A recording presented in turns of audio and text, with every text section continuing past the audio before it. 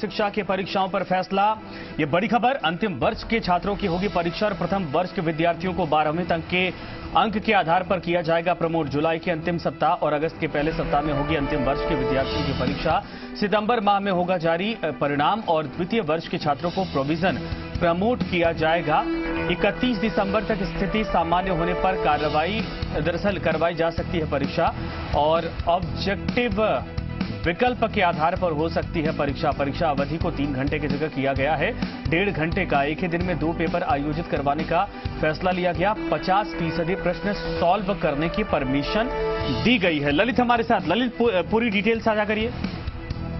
जी बिल्कुल संजय, आखिरकार उच्च शिक्षा की परीक्षाओं को लेकर ये बड़ा फैसला ले लिया गया है और एक बार फिर से जी राजस्थान की खबर पर मोहर लगी है। आज से ठीक 13 दिन पहले जी राजस्थान ने ये सभी जानकारी हमारे दर्शकों तक पहुंचाई थी कि उच्च शिक्षा विभाग की जो कमेटी ने रिपोर्ट सौंपी है उसके अंतर्गत प्रथम वर्ष के विद्यार्थियों को प्रमोट किया जाएगा यूजी के अंदर। इसके साथ ही सेकेंड ईयर विद्यार्थियों को प्रोविजनल प्रमोट किया जाएगा। परिस्थितियां अनुकूल होंगी तब दिसंबर से पहले उनकी परीक्षा का आयोजन करवाया जाएगा। तो वहीं दूसरी ओर अंतिम वर्ष के विद्यार्थियों की परीक्षा का आयोजन होगा जो जुलाई के अंतिम सप्ताह से शुरू होकर अगस्त के पहले सप्ताह तक खत्म कर दी जाएंगी।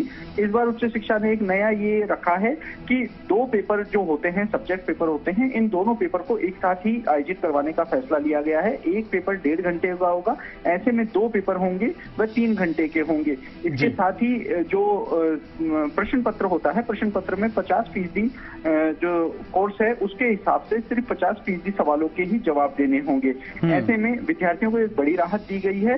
दूसरी ओर अगर पीजी की बात की जाए तो पीजी में विद्यार्थियों को प्रमोट करने का इस बार फैसला नहीं लिया गया है। अंतिम वर्ष की परीक्षा का आयोजन सेम पैटर्न पे होगा तो वहीं प्रीवियस के विद्यार्थियों को प्रोविजनल प्रमोट किया जाएगा। जैसे ही दिसंबर में परिस्थितियां अनुकूल होंगी वैसे ही इन परीक्षा का आयोजन कराया जाएगा। इसके साथ ही जैसे ही 12वीं का परिणाम जारी होगा, 12वीं का परिणाम जारी होने के साथ ही प्रथम वर्ष में इस साल भी अंकों के आधार पर प्रवेश होगा। संजय, हम ये बड़ी जानकारी बता देते हैं कि पिछले साल भी अंकों के आधार पर प्रवेश किया गया था। इस बार भी अंकों के आधार पर ही प्रवेश किया जाएगा क्योंकि परसेंटाइल का फॉर्मूला लागू नहीं किया जाएगा।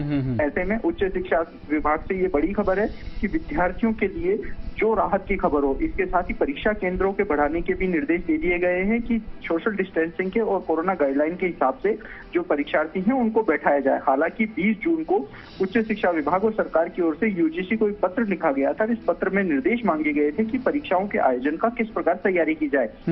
लेकिन 14 दिन बाद भी यूजीसी द्वारा कोई जवाब नहीं मिलने के बाद आखिरकार उच्च शिक्षा विभाग को यह फैसला लेना पड़ा है। उच्च शिक्षा मंत्री भंवर सिंह भाटी ने हालांकि ये कहा है कि यदि यूजीसी की ओर से कोई दिशा निर्देश आते हैं तो उन दिशा निर्देशों के आधार पर कुछ बदलाव किया जा सकता है। लेकिन जैसा कि अभी तक यूजीसी की ओर से उच्च शिक्षा की परीक्षाओं को लेकर कोई दिशा निर्देश नहीं दिए गए हैं तो ऐसे में परीक्षाओं का यही शेड्यूल जारी रह सकता है। तो वहीं अंतिम वर्ष की जो परीक्षाएं होंगी यूजी और पीजी की, इसका परिणाम सितंबर के महीने में जारी कर दिया जाएगा। तो आज की विद्यार्थियों की तकरीबन 30 लाख विद्यार्थियों के राजस्थान के, उनके लिए बड़ी खबर है कि उच्च शिक्षा विभाग ने परीक्षाओं नहीं ललित, चूंकि 20 लाख की आबादी अच्छी खासी बड़ी होती है, ऐसे में व्यवस्था करना, चूंकि कोविड के प्रोटोकॉल की भी पालना करवाना है, ये सरकार के लिए कितना बड़ा चुनौतीपूर्ण होगा। दूसरा, 1.5 घंटे का पेपर करवाया जाएगा और वहां पर गैदरिंग ना हो। प्रश्नों को लेकर आपने कहा जैसे 50% करने की परमिशन दी गई है, क्या जो प्रश्नों की संख्या है वो पहले से घटाई जाएगी या कैसे ये पैमाना सेट किया जाएगा? संजय, अगर बात की जाए, पहले हम बात करेंगे परीक्षार्थियों की संख्या की। तो अगर बात की जाए उच्च शिक्षा में तकरीबन सभी कोर्सेज में मिला के 22 से 25 लाख के बीच में विद्यार्थी हैं।